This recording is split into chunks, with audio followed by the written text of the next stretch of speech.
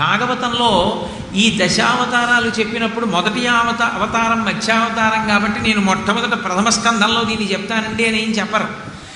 ఎక్కడో తీసుకెళ్ళి చెప్తారు. నాకు జ్ఞాపకం ఉంటే బహుశా అష్టమ స్కంధంలోనో నవమ స్కంధంలోనో చెప్పారు మధ్యావతార ఘట్టాన్ని. ఆ మధ్యావతార ఘట్టం చెప్పేటప్పుడు శుకబ్రహ్మ చెప్తున్నాడు, పరీక్షిత్తు వింటున్నాడు. వినేటటువంటి వాడికి కొన్ని లక్షణాలు, చెప్పేటటువంటి వాడికి కొన్ని లక్షణాలు ఉండాలి. వినేవాడికి అయ్యో ఇది జారిపోతే మనకి మళ్ళీ చెప్పేవాడు ఎవడరా అన్న ఆర్తితో వినేవాడు ఒక్కడు చాలు. వాడి కోసం చెప్పారు భాగవతం. ఆ పరీక్షిత్తు వింటూ అన్నాడు, చాప అనేటటువంటి జీవి చాలా గొప్పదేం కాదు కదా, కేవలం నీటిలో బ్రతుకుతుంది.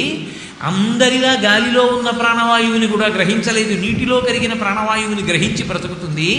పైగా జిహ్వేంద్రియానికి లొంగిపోతుంది, అందుకే అది ఎరని కొరికి చచ్చిపోతుంది.